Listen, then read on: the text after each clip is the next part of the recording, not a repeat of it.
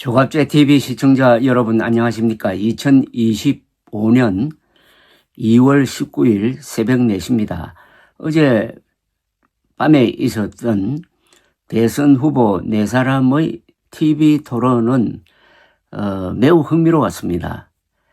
특히 거기에 만 40세의 이준석 후보가 자리를 잡으니까 4사람의 토론이 활기가 있고 상당히 그 세부적인 데까지 들어가서 과거에 보았던 TV 토론과는 좀 분위기가 달랐습니다. 구체성이 있었습니다. 그리고 그 지적이 날카로웠고 거기에 대한 답변 또한 좋았습니다. 저는 전체적으로 봐서 어제 TV 토론이 과거의 TV 토론과는 많이 향상된 수준이라고 생각을 합니다. 이 인터넷상의 여론도 어제 TV 토론은 이준석 개혁신당 후보가 주도했다 이렇게 평을 하고 있는데 저도 같은 생각입니다. 몇 가지 인상적인 장면이 있었습니다. 이준석 후보는 주로 이재명 후보를 공격을 했습니다. 이재명 후보의 아주 굵직굵직한 정책을 평가하면서 세부 사항으로 들어가서 질문을 하니까 이재명 후보가 조금 흔들리는 모습도 보여주었습니다. 예컨대 해남에 짓자고 하는 세계 최대 규모의 AI 데이터 센터 여기까지는 좋았는데 여기에 필요한 전력을 풍력 발전으로 조달한다 하는 것을 허점으로 잡아서 공격을 했습니다. 이준석 후보는 AI 데이터 센터는 많은 전력이 필요할 뿐만 아니라 전력의 질이 일정한 수준이어야 한다. 안정적이어야 한다. 그런데 풍력 발전은 태풍이 불 때는 발전을 못한다든지 여러 가지 문제점이 있어서 안정성을 확보하기가 힘들다. 이렇게 지적을 했습니다. 그러니까 이재명 후보는 그 전력을 저장하는 방식으로 보완할 수 있다라고 이야기를 하면서 서로 이제 공방전이 오고 갔습니다. 그러다가 또 이 이야기는 어떻게 비화되느냐 하면은 재생 에너지, 즉 풍력 발전이라든지 태양광 발전이 과연 원자력 발전을 대체할 수 있느냐 하는 논쟁으로 오고 가고 여기서 이재명 후보가 문재인의 탈원전 정책을 깔끔하게 부정하지 않고 거기에 미련을 두면서 원전보다는 재생에너지가 더 중요하다는 식으로 그쪽으로 중점을 옮기겠다는 뉘앙스의 이야기를 함으로써 좀 실수를 했습니다. 풍력 발전으로는 원자력 발전을 대체할 수가 없고 그 발전 단가가 너무나 차이가 나서 원전을 절대로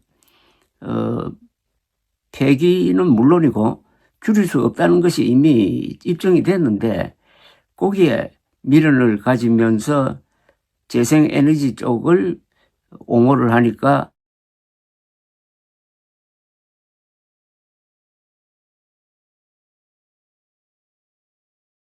이재명 후보는 좀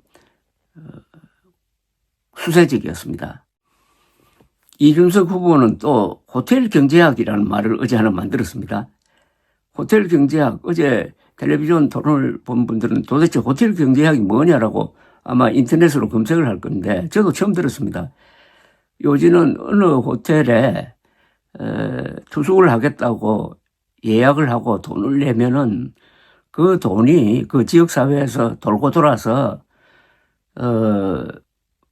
부가가치를 생산하고 나중에 손님이 그 예약을 취소해가지고 돈을 도로 찾아가더라도 부가가치 생산은 남아서 그게 도움이 된다 하는 이런 식의 이야기를 이재명 후보가 한 모양인데 그걸 이준석 후보는 호텔 경제학이다 라고 이야기하면서 그런 식으로 이 경제를 운용하는 것은 틀려먹었다. 왜냐하면 경제라는 것은 구체적인 생산을 해야 되는데 그런 식으로 돈을 풀어가지고 돈을 유통시키면서 경제를 개선하겠다는 것은 그거는 무한 동력과 같다고 그랬습니다.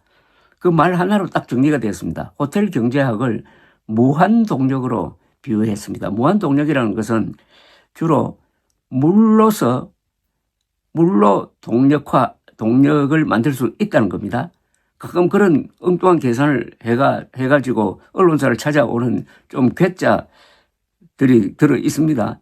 무한 동력, 물로, 기름이 아닙니다. 물로 무슨 일 수식을 복잡하게 계산해가지고 또 그런 기계를 만들어가지고 물로 에너지를 만들 수 있다. 물로 발전할 수 있다. 무한 동력. 무한 동력도 엉터리고 호텔 경제학도 엉터리다. 경제는 결국은 과학 기술을 기반으로 해가지고 생산을 해야 된다 하는 그런 점을 지적을 함으로써 이재명 후보를 좀 난처하게 했습니다. 거기에 대해서 이재명 후보는 너무나 극단적인 비유를 한다. 나는 쉽게 좀 설명하려고 하는데 라고 이야기를 했는데 자신이 없어 보였습니다. 그렇다고 해서 어제 이재명 후보가 토론을 잘못 못한 건 아닙니다. 이재명 후보는 역시 대통령이 될 가능성이 가장 높으므로 발언에 좀 조심을 하는 것은 충분히 이해할 수가 있었습니다. 그리고 이재명, 이준석 두 사람 사이에 또 쟁점이 되었던 게 하나 있습니다. 대만 문제입니다. 이재명 후보가 중국에도 세세하고 감사하다는 뜻이죠. 대만에도 세세하는 태도면 되는 거지 꼭 중국을 뭐 적으로 봐야 된다든지 그렇게 할 필요는 없지 않느냐라는 이야기를 했는데 여기에 또 이준석 후보가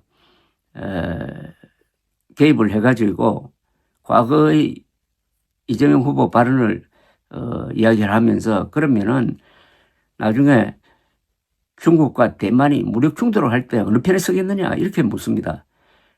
이재명 후보는 그렇게 단정적으로 미리 이야기를 하면 안 된다. 외교 문제는 국익 중심으로 해야 된다라고 원론적인 이야기를 했습니다. 그 발언 또한 상당히 설득력이 있습니다. 그러니까 또 이준석 후보는 그렇다면은 그런 식으로 대화한다면은 미국이 남북 간에 무슨 문제가 생겼을 때 북한과 남한에 다 같이 쎄쎄하면서 알아서 하라고 하면은 어떻게 되겠느냐. 이렇게 또 반론을 제기를 하면서 몰아붙입니다. 그래도 이재명 후보는 그런 문제는 국익 중심으로 유연하게 대응해야 된다라고 말을 아주 잘 했습니다. 그래서 어제 토론회가 좋았다는 말씀을 드리는데 거기에는 이준석 후보가 이공계 출신이라는 게 상당히 중요했다고 생각합니다. 이공계 출신들은 수치를 가지고 이야기하고 과학적으로 이야기하는 이 습관이 있습니다. 역대 대통령 중에서 이공계적 마인드를 가장 많이 가졌던 분이 박정희 대통령입니다. 육군사관학교의 커리큘럼을 보면은 이공계로 분류하는 게 맞다는 생각도 들고 박정희 대통령은 이 과학 합리성에 대해서 아주 깊은 이해와 신뢰를 가지고 있었고 우리나라에서 과학 대통령이 바로 박정희 대통령입니다. 과학자들은 정치적 힘이 없으므로 권력자가 보호를 해야 된다는 신념으로 이 과기처를 만들고 키스트를 만들고 하면서 과학자들을 우대하는 정책을 폈던 분이 박정희 대통령이고 그러다가 보니까 이분은 경제개발을 할 때 경제개발 종합공업 이 자체가 이 과학기술 분야입니다. 그래서 이 과학과 기술에 근거를 해가지고 정책을 편다는 것이 몸에 배였던 사람이고 그분이 결국 그렇게 해서 성공한 겁니다. 오늘날 우리를 먹여 살리고 있는 중화공업건설은 1973년 제4차 중동전쟁이 일어나가지고 세계가 오일 쇼크로 경제가 엉망진창이 될 때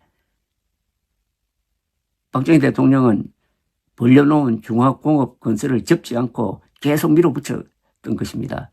그때 그 기회를 놓쳤으면은 우리는 지금 말레이시아, 태국 수준으로 살아도 고맙다고 생각해야 될 겁니다. 선진국으로 가는 막차를 탄 것이 박정희 대통령이 유신 독재라고 욕을 먹어가면서 밀어붙였던 중화공업 건설이었습니다. 이공계적 마인드를 가진 권력자, 또 이공계적 마인드를 가진 젊은 대통령 후보 이준석. 그래서 어제는 새로운 희망을 만든 토론이 아닌가 하는 그런 생각이 듭니다. 한국의 보수가 이준석 같은 새로운 지도자를 만났다는 것은 천만다행입니다. 지금 한국의 보수는 이공계적 마인드가 전혀 없는 윤석열을 만났다가 지금 괴멸 직전에 있는데, 그나마 침몰하는 보수의 구명정을 타고 나타난 이준석 후보, 보수의 뉴 리더 이준석 후보의 화려한 등장이었다, 이렇게 평을 하고 싶습니다. 다음 토론이 또 기다려집니다. 감사합니다.